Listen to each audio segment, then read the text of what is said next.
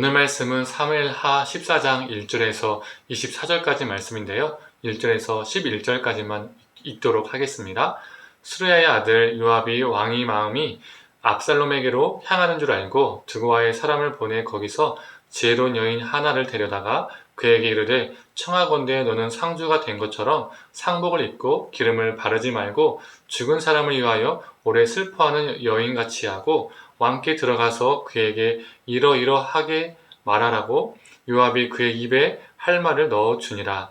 드고와 여인이 왕께 아랠 때에 얼굴을 땅에 대고 엎드려 이르되 왕이여 도우소서 하니 왕이 그에게 이르되 무슨 말이냐 하니라. 대답하되 나는 진정으로 과부이니이다. 남편은 죽고 이 여종에게 아들 둘이 있더니 그들이 들에서 싸우나 그들을 말리는 사람이 아무도 없으므로 한 아이가 다른 아이를 쳐 죽인지라. 온 족속이 일어나서 당신의 여종 나를 핍박하여 말하기를 그의 동생을 쳐 죽인 자를 내놓으라. 우리가 그의 동생 죽인 자를 갚아 그를 죽여 상속자 될 것까지 끊겠노라 하오니 그러한즉 그들이 내게 남아있는 숯불을 꺼서 내 남편의 이름과 씨를 세상에 남겨두지 아니하겠나이다 하니 왕이 여인에게 이르되 너의 집으로 가라. 내가 너를 위하여 명령을 내리리라 하는지라. 드고와 여인이 왕께 아뢰되 내 주 왕이여 그 죄는 나와 내 아버지의 집으로 돌릴 것이니 왕과 왕위는 허물이 없으리이다. 왕이 이르되 누구든지 너에게 말하는 자를 내게로 데려오라. 그가 다시는 너를 건드리지도 못하리라 하니라.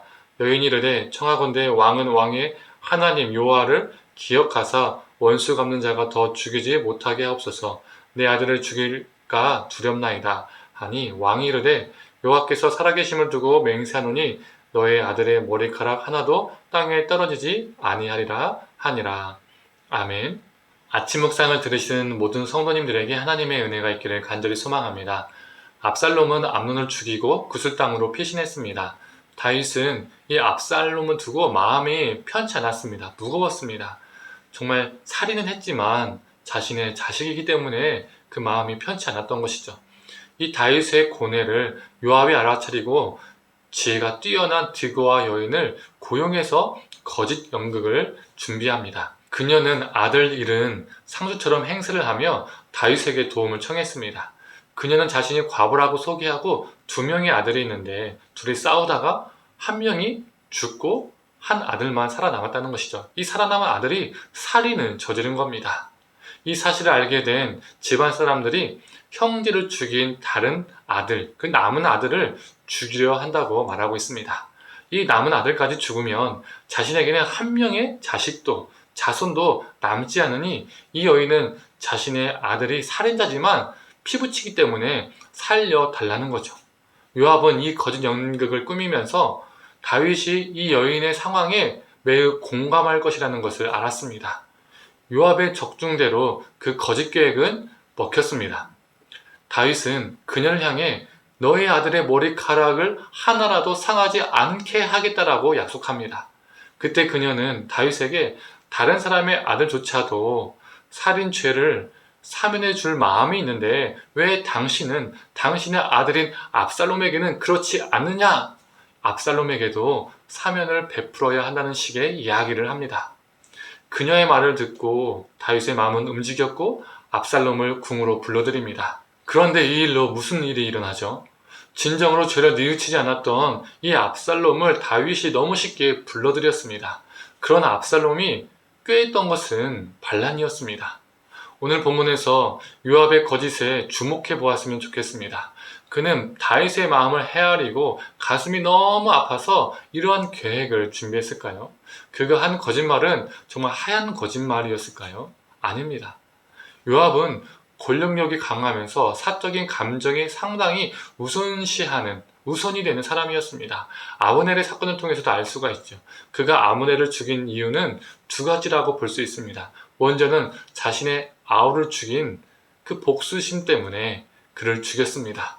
두 번째 이유는 요압의 입장에서 이스보셋의 군사령관이었던 아브넬이 살아있으면 자신이 밀리고 아브넬이 다윗의 새로운 군대 장관이 될 가능성이 높습니다. 또는 자신이 이 아브넬과 군권을 쪼개서 가져야 되는 상황이 놓입니다. 그래서 요압은 자신의 적수가 될 수 있고 자신의 아우를 죽인 아브넬을 다윗의 명령을 어기면서까지도 죽였습니다. 이처럼 사적인 감정이 중요하고 권력욕이 있는 그가 이러한 거짓 계획을 꾸민 것은 이 일로 자신의 입지를, 권력을 더욱 강화하기 위해서였을 겁니다. 특히 암논이 죽었기 때문에 요압이 생각할 때는 그 다음 왕위 계승자가 압살롬이 될 것이라는 계산이 나왔을 겁니다.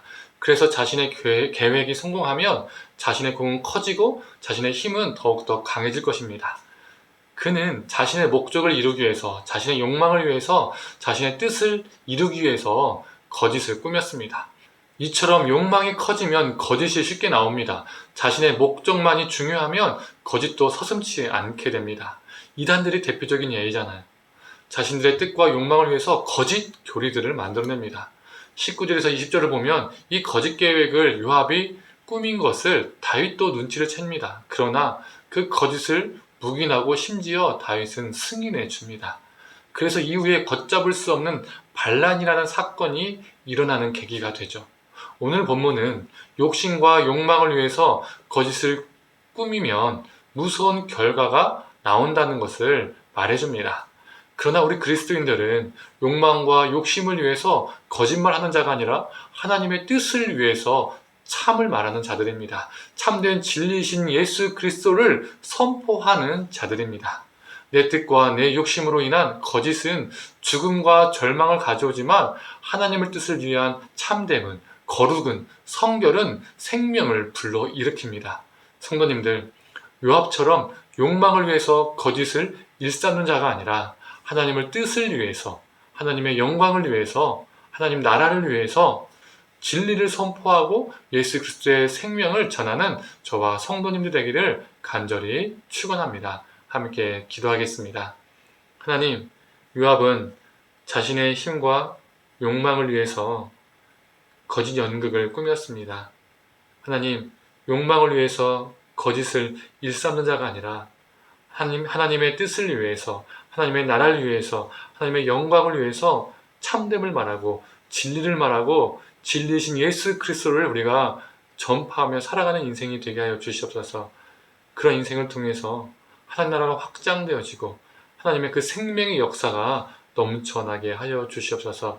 감사드리며 사랑에 많으신 예수님의 이름으로 기도드립니다. 아멘.